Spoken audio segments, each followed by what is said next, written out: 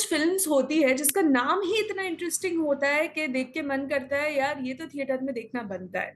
92.7 big FM से मैं हूँ कृतिका और मैं बात कर रही हूँ मोदी जी की बेटी की। जी हाँ, ये फिल्म का नाम है जो ऑलरेडी बहुत ज्यादा जो क्या कहते हैं उसे लाइमलाइट वो बटोर रहा है। इनफैक्ट इसका ट्रेलर मैंने देखा, चेहरे पे इतनी बड़ी स्माइल आ गई देखते ही कि आई एम श्योर कि इसके पीछे कितना ब्रेनस्टॉर्मिंग लगा है वो हमारे कास्ट जो है, हमारे डायरेक्टर जो है, हम डिटेल में बताएंगे। तो चलिए मोदी जी की बेटी की बात करते हैं कास्ट के साथ। सबसे पहले तो many many congratulations to all of you. Thank you ma'am. Trailer बहुत ही प्यारा लग रहा है और सबसे पहले मैं आपको मेरा इंट्रोडक्शन दे देती हूँ। मेरा नाम है कृतिका और जब मैं सुबह सुबह उठ के रेडी हुई मैंने सबसे पहले आप लोगों को टैग कर दिया इंस्टाग्राम पे कहते हुए कि ये फिल्म रिलीज होने वाली है और इसकी कास्ट और क्रू से मेरी पूरी बातें होने वाली है। सबसे पहले welcome to big FM. Thank you. Lovely to be with all of you.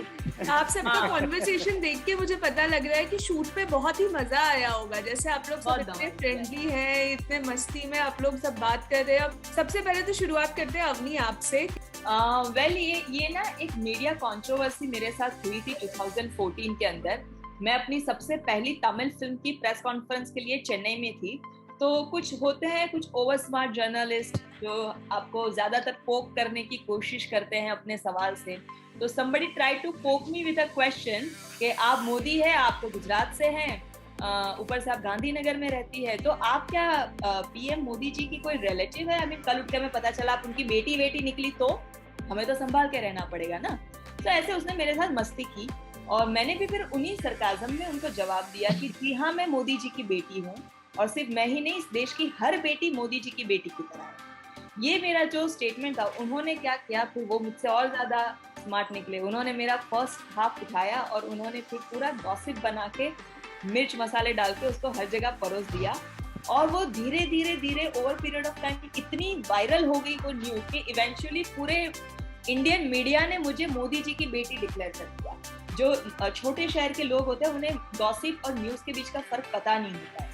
तो ये प्लॉट वहीं से आया कि मान लो अगर ये कोई पाकिस्तान में है जो इसको सच मान ले, जैसे इंडिया से कुछ पाना है, वो ये पूरा गेम बनाए कि मोदी जी की बेटी को किडनैप कर लो और बदले में हमें फिर जो चाहिए वो मिल जाएगा, तो क्या होता है।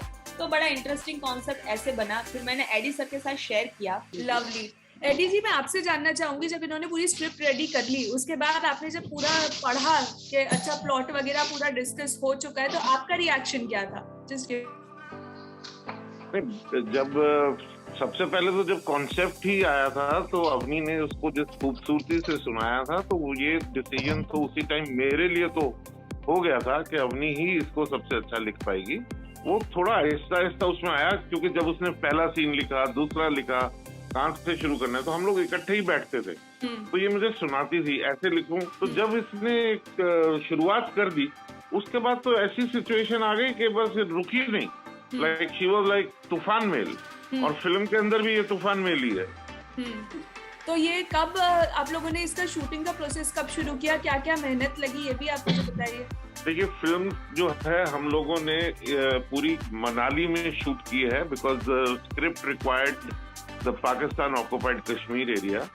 तो मनाली, हिमाचल प्रदेश के मनाली के आउटस्कर्ट्स पे certain beautiful locations which are also virgin locations never have been exploited in Bollywood earlier, so proud of that. अभी मैं अगर आगे कुछ बोलूंगा तो मुझे पता है ये सारे जो आर्टिस्ट बैठे हैं ना, हमारे एक्टर्स टीम, ये सब मुझे गालियां देने वाले हैं क्योंकि इन लोगों को रोज 3 से 4 किलोमीटर एक लोकेशन तक पैदल चला के जाता था। तो चैलेंजेस बहुत थे बट दे वर फन।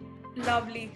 तो तरुण, विक्रम और पितुबाश, आप मुझे आप लोगों के कैरेक्टर्स के बारे में बताइए। Tell us about your characters. हम तीनों पाकिस्तानी हैं इस पिक्चर में। मैं पढ़ा लिखा पाकिस्तानी हूँ और ये दोनों अनपढ़ पाकिस्तानी हैं, लेकिन तीनों का ही दिल बहुत अच्छा है। ये बात पे हम लोग अग्री करेंगे कि ये बड़ा एक अच्छी चीज है कि देखिए पिक्चर में 4 प्रमुख किरदार हैं जिसमें से एक भारतीय है और 3 पाकिस्तानी है, तो 75% कास्ट तो पाकिस्तानी है।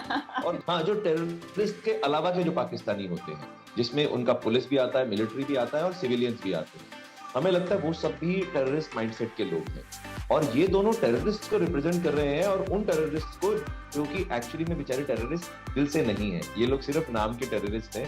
असल में ये वहाँ पे बेचारे मिसफिट हैं, बिल्कुल अपने अपने बारे में ये ज्यादा बताएंगे। उन लोगों को भी देख के ये फिल्म बड़ी अच्छी लगी कि मुझे लगता है भारत में जितनी बड़ी हिट होगी उससे बड़ी हिट पाकिस्तान में है। क्या बात है। विक्रम जी, जैसे तरुण जी ने थोड़ा बहुत हमको इंट्रोड्यूस किया, तो एक तरीके से ये जो किरदार हैं ये एक टेररिस्ट कैंप में बचपन से ही शायद चले गए, तो जैसे बचपन में ही काफी बच्चों को एक एम दे दिया जाता है ना कि बेटा बड़े होकर डॉक्टर बनना, बड़े होकर पायलट बनना। वो सोचते समझते नहीं है या उस चीज के बारे में जानते नहीं है, बट अपना एक एम बना ले। तो उसी तरह से हमारे किरदारों का भी ऐसे कुछ एम बन गया कि बड़े होकर हमें अच्छा बड़ा टेररिस्ट बनना है। और बीच में हमें रियलाइज होता है कि और कितने बड़े होंगे, क्योंकि हमारे बाद से आने वाले भी यहाँ से गुजर के चले गए। कसाब को हमने अपना आइडल माना है कि भाई जितना बड़ा दहशतगर्द और जितना बड़ा जिहाद करने वाला वो इंसान हुआ, वैसे ही हम जिहाद को करें। अंडरस्टैंडिंग ढंग से है नहीं, जिहाद की अंडरस्टैंडिंग गलत है और ये उस काम के लिए बने नहीं है। ये मिसफिट्स हैं उस पूरे सिनेरियो में, पर इनको उसके अलावा और किसी दुनिया के बारे में कुछ पता नहीं। तो इस तरीके का किरदार है जी। बिल्कुल विक्रम ने तो बहुत कमाल की तरह से एक्सप्लेन किया, बट सबसे इम्पोर्टेंट चीज वही है ना कि आप जब एक सटायर बनाते हो तो आप एक ऐसे कैरेक्टर देते हो कि जो बिलीवेबल नहीं है। आपको लगता है कि हाँ ये सटायर है, ऐसे बन रहे हैं, बट कहीं ना कहीं इन दोनों कैरेक्टर के थ्रू में ना कोई भी दुनिया में जो टेररिस्ट बनता है या कोई इंजीनियर बनता है या कोई डॉक्टर बनता है, कैसे बनता है? आपकी अपब्रिंगिंग, आपकी सोशल स्ट्रक्चर, आपकी एजुकेशन, आपको कैसे आपके माहौल में पढ़ाया गया है जो अच्छा है, ये करना है, वो करना है। शायद इस पे ये मतलब ये फिल्म का एक नजरिया ये भी है कि आप एक सटायर के तरीके से ये दोनों कैरेक्टर के थ्रू में समझेंगे उस मेंटल स्टेट का कि क्यों ऐसे बनते हैं और कौन इनको ऐसे बनाते हैं। तो ये फनी है, but at the same time आपको रियलाइज कराता है कि कोई भी इंसान दुनिया में कुछ भी बनता है तो उसके पीछे वजह है। वजह हमेशा सही नहीं होती है, वजह कभी कभी गलत होती है, और वो उसका कारण खाली वो इंसान नहीं है, उसका जो पूरा इर्द गिर्द उसका जो पला बड़ा माहौल है वो भी होता है। जैसे अभी एडी सर हमको बता रहे थे कि लोकेशन तो बहुत सुंदर है जहाँ पे शूट किया गया है, लेकिन लोकेशन पे पहुँचने वाला एक इशू आप लोगों को काफ़ी स्ट्रगल आपने फेस किया। 3-4 किलोमीटर आप लोगों को चलना पड़ता था। तो फन क्या क्या चीज़ें हुई सेट पे और क्या क्या स्ट्रगल हुए उसके बारे में बताइए। अब काफी मजेदार चीजें हुई, बहुत सारे ये सब डर रहे हैं बोलने में, क्योंकि इन लोगों को मालूम है कि जो ये बोलना चाह रहे हैं वो सारा कुछ मेरे ऊपर ब्लेम डालना चाह रहे हैं, गालियां देना चाहते हैं, डांटना चाह रहे हैं कि हमको क्यों चल रहा है। तो मैंने ये सब इसीलिए किया था कि मैं इन लोगों को वहाँ पे जिम प्रोवाइड नहीं कर सकता था, तो इनको एक नेचुरल जिम दे दिया था। मतलब वैसा है ना कि आप पाकिस्तान ऑक्युपाइड कश्मीर के और वो सेटअप में कर रहे हैं जहाँ पे एक्चुअली सिविलाइजेशन नहीं है, जहाँ पे इस तरह के लोग अपनी मुहिम या ट्रेनिंग जो भी है वो करते हैं। तो आपको उस तरह के रियल लोकेशन ढूंढने के लिए फिर आपको वैसे ही वर्जिन और एकदम जगह पे करनी पड़ेगी, नहीं तो ऑथेंटिक लगेगा भी नहीं। बिल्कुल सही बात है। वैसे ट्रेलर के कमेंट्स में यूट्यूब पे देख रही थी, सब लोग इतना प्यार दे रहे हैं इस फिल्म को। अभी तो वैसे वो बॉयकॉट बॉलीवुड वाला ट्रेंड चल रहा है ना काफी, तो उस पे लोग लिख रहे हैं कि ये ओरिजिनल स्क्रिप्ट है, ये ओरिजिनल डायलॉग्स है, एक्टर्स सब एक से एक है। तो ये फिल्में जो देखने के लिए हम थिएटर पे जाएंगे, जेन्युइन प्रेजेस होते हैं वो आउटसाइडर्स के आते हैं। तो हम हमेशा जहाँ पे भी जाते हैं ना, हम बिना ये रिवील किए कि हम ही वो कास्ट एंड क्रू, हम रैंडम लोगों को पूछते हैं कि ऐसा आपने देखा ये वो, क्योंकि मास्क पहना होता है तो उनको पूछते हैं। एयरपोर्ट पे हम लोग ट्रैवल कर रहे थे तो हाँ, वो उनका जो जेन्युइन ओपिनियन है ना वो वहाँ पे हमें पता चलता है। तो बट ट्रस्ट मी, लोगों को बहुत पसंद आ रहा है। जितने लोगों ने ट्रेलर देखा है वो सब तारीफ कर रहे हैं। जी, मैं ये कह रहा था कि ऐसे इंडिपेंडेंट फिल्म मेकर को जब ऐसे कमेंट्स देखने को पढ़ने को मिलते हैं तो आप अंदाजा नहीं लगा सकते कितनी खुशी होती होगी। हम लोगों को ये फिल्म बनाने में जितनी मेहनत लगी, वो एक कमेंट ऐसा पढ़ते हैं तो इससे लगता है कि मेहनत जो है वसूल हो रही है। लवली। सो जाते जाते हमारे लिसनर्स को, व्यूअर्स को क्या मैसेज देना चाहेंगे वन बाय वन? मैं ये बोलूँगा कि हर 5, 6, 7 साल में कोई एक फिल्म आती है जो आपको सरप्राइज करती है, and I am very sure that this film is that film which will surprise you, take you by a storm, और आप लोगों को ये पिक्चर दोबारा देखने पे मजबूर कर देगी कि इतना ज्यादा मजा आएगा आपको। जैसे तरुण ने कहा, वो सरप्राइज कई बार सालों साल बाद आता है। मैं भी इस बात को मानता हूँ तो डेफिनेटली ये फिल्म एक कंटेंट ड्रिवन फिल्म है, भरपूर कॉमेडी है। एक चीज और ऐड करूंगा कि जो जने रोमांस देख रहे हैं, कई बहुत यूनिक चीज इस फिल्म के अंदर कि इसमें कोई रोमांस नहीं है, इसमें वायलेंस नहीं है। So it is a totally 100% fun filled film.